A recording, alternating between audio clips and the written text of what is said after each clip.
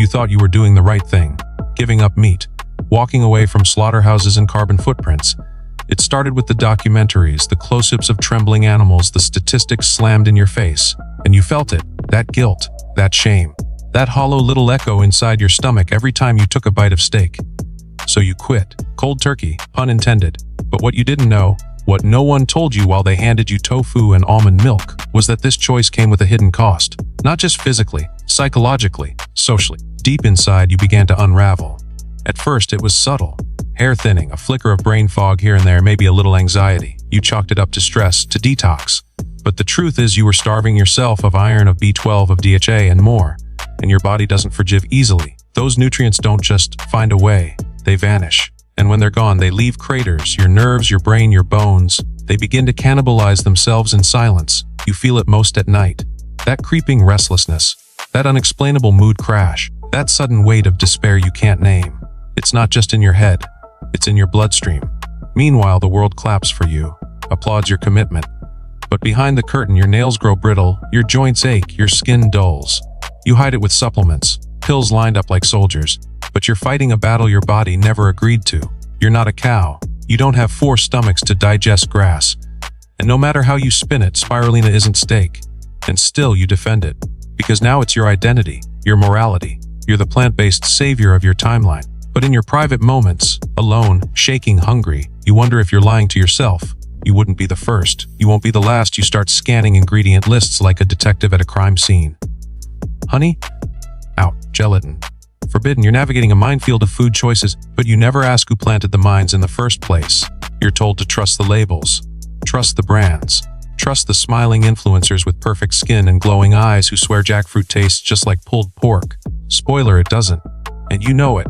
But there's a deeper rot here, one no green smoothie can fix. Let's talk exploitation. Because while you're avoiding cruelty, the industry you trust is hiding its own. Quinoa farming in South America exploded because of vegan demand, jacking up prices so high that locals can't afford their native food anymore. Almond milk. Welcome to drought-stricken California, where almond trees guzzle billions of gallons of water, even as wildfires devour homes. And don't forget palm oil, yes, that vegan-friendly staple, whose production has bulldozed rainforests and pushed orangutans toward extinction. Every bite you take might spare a pig, but somewhere a farmer, a forest, or a community is paying the price. And no one told you that plant-based doesn't mean ethical.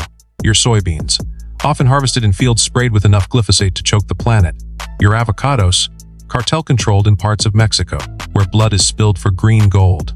Still feel clean. You joined for compassion. You stayed for image. But now you're caught in a system just as dirty, just wearing a different mask. You can't Instagram the hands of the child who packed your cashews. You can't filter out the pesticide dust. And no one's talking about it because it breaks the illusion. You wanted purity. But the truth, there's no such thing. Not in food, not in ethics, not in real life. It was never just about food. It became your tribe, your sanctuary, until it turned on you. Step out of line and see what happens. Admit you're craving cheese or feel tired all the time. Suddenly, you're the enemy. You're not plant-based enough. They come for you, keyboard warriors with lentil avatars and flaxseed-fueled rage. It's not community, it's cult. And once you're in, there's no room for doubt. So you hide it. You lie. You tell your friends you feel amazing when your joints scream every time you stand.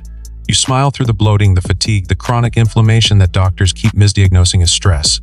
You try new diets, raw vegan, high-carb, 80-10, each one more restrictive, more punishing, until one day, your world collapses into fear. Fear of food, fear of failure, fear of being called a fraud. You watch ex-vegans speak out and get torn apart. They just did it wrong, they say. They weren't committed enough. You see the same broken faces, sunken eyes, fragile frames, but the community still insists. That's not real veganism. They say the failure is yours, not the diet's.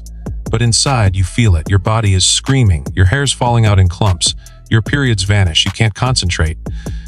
Can't sleep. You cry over things that don't matter. You break down in bathrooms alone, ashamed and starving. But leaving means starting over, facing ridicule, losing your people, losing your identity. So you stay, not because it's working, but because you're trapped in a belief system too rigid to let you question. You traded one dogma for another, one hierarchy for a greenwashed version. You didn't choose freedom. You chose the cage that made you feel most righteous. Now let's talk about the animal no one mentions you. Because while you were saving chickens, you were sacrificing yourself. You forgot that humans are animals too. That your survival isn't shameful, it's sacred. Somewhere along the way, you began to hate your nature. Cravings became sin. Hunger became weakness. You praised restriction like it was a virtue. But underneath it all, your primal instincts never left. You just buried them under layers of guilt and kale. Your body wants what it wants. Cholesterol, creatine, heme iron. Real fats, real proteins, not the lab-grown mock-ups trying to convince you they're the same. They're not. You know it when your teeth hit fake bacon and your brain doesn't light up. Because your biology doesn't run on ideology. It runs on what kept your ancestors alive. You think they were sipping oat milk on the tundra. No, they hunted, they fought, they lived. And the longer you suppress it, the more you suffer. Your libido vanishes. Your dreams get darker. Your energy drops.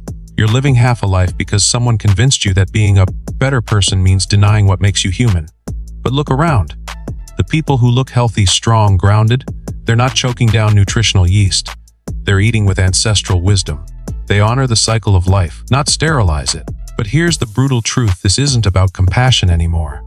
It's about control of your body, of your image, of your worth. And the longer you cling to the lie, the deeper you sink. You're not saving the world. You're erasing yourself. One nutrient, one meal, one lie at a time. And the worst part, no one's coming to save you. But you already knew all of this, didn't you? The signs were there. The chronic fatigue, the brittle hair, the silent anxiety that crept in every morning with your green smoothie. You just didn't want to admit it, because changing your mind would feel like failure, like betrayal. You built your world around this, your identity, your values, your social circle. What happens when the foundation cracks? You'd lose followers, maybe even friends. You'd have to apologize, relearn how to cook, relearn how to live. But what's the alternative? Keep shrinking. Keep lying to yourself every time you push another tasteless veggie burger into your mouth while your body begs you to stop. Keep numbing the hunger that never goes away.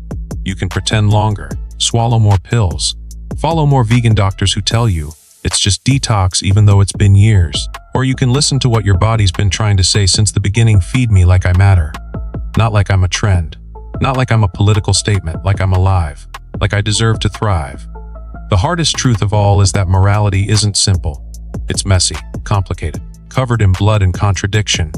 But choosing to nourish yourself isn't a sin. It's a revolution. You don't owe your life to ideology. You don't have to suffer to be good. And sometimes, the most ethical thing you can do is walk away from the cage you built for yourself.